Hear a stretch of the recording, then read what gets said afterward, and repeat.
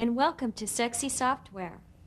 My name is Greta, and we're going to be learning how to use Microsoft's latest version of Windows, called Windows 95. If you can, follow along with your own computer. It'll make the learning process easier for you. This program is not a tutorial on the installation of Windows 95. If you're having problems installing your new program, then contact one of the technical support numbers that came in the software package.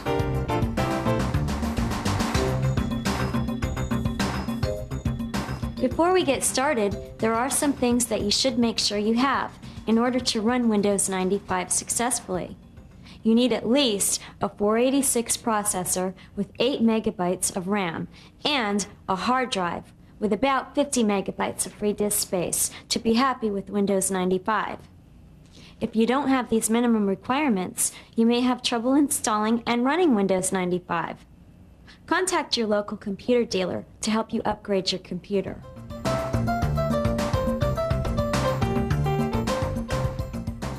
So, let's get started. If you've installed Windows 95, I'm sure you've noticed many differences from the older version of Windows. The most noticeable one is the Windows 95 desktop, or the first screen that you see when the program is booted up. I'm going to teach you what all these icons are and how to launch your programs. So, sit back with your computer, relax, and try to make it as pleasurable for you as I can. First, there are some terms and actions that you will need to know in order to move around on your desktop. The first of these terms is called an icon. An icon is a picture that represents either objects like printers, documents, applications, folders, devices, or even other computers. In addition, a text label further describes the icon for you. Aren't they cute?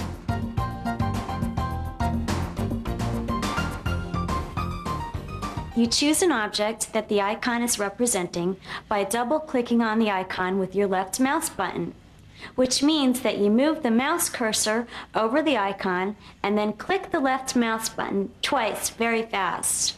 The icons that you see in the upper left-hand corner of the Windows 95 screen provide access to your files and documents, other computers on the network, the recycling bin where you remove items from the desktop, and a briefcase icon.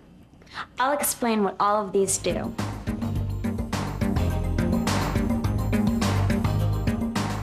First, the My Computer icon on the desktop lets you see information about the computer you're working on. When you double-click your left mouse button on the icon, the My Computer screen pops up. Isn't that easy?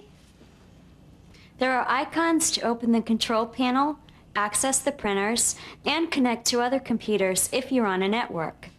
This is where you'll be making shortcuts to your most used programs later. The next icon on the desktop, the Network Neighborhood icon, which will allow you to see other computers and shared printers in your network, if they're connected.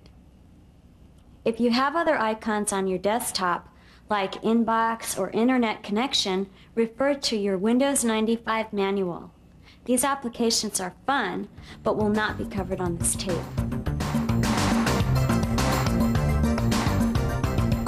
The recycling bin icon is where you remove and then delete objects from the desktop in Windows 95.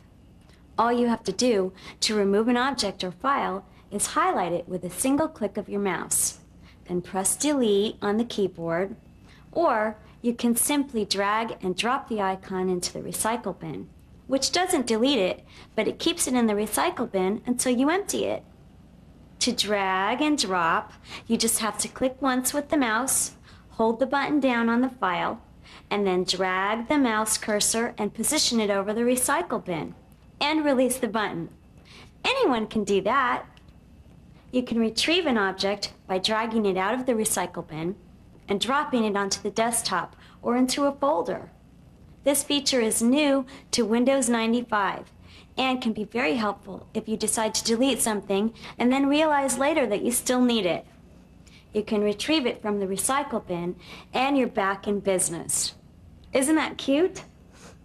And it can keep you out of trouble too. When you double-click on the recycle bin, you will see this window. The files that you see here have been removed, but not yet deleted. In this example, the recycle bin only has one file.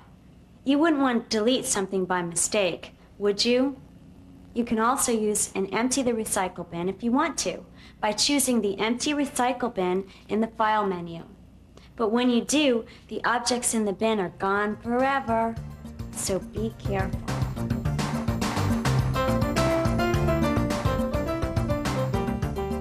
The last icon on the desktop is the briefcase. You can put documents or files in the briefcase and move the briefcase to a diskette. You can even move the briefcase to your laptop across the network and take these documents on the road with you. When you return, the briefcase updates your original documents automatically. It does this by replacing the files that are most recent. Windows 95 will prompt you to check the date of your files before you transfer them from your floppy to your computer. It's almost like you never left.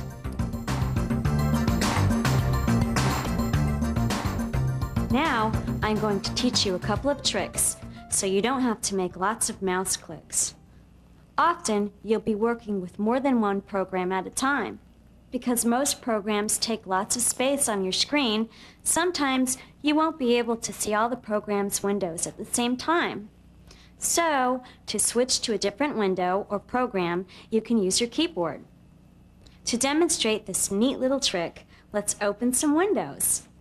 Click on the Start button with your left mouse button. Then go to Settings.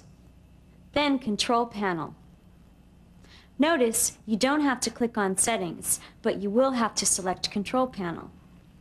After the Control Panel opens, click on Start again, then Settings, then click on Printers. Now you have two windows open. Now while holding down the Alt button, press Tab. A window will open up with a set of icons and a window title box. The title box tells you the next window you can go to. To keep scrolling through the windows, simply keep pressing the Tab key.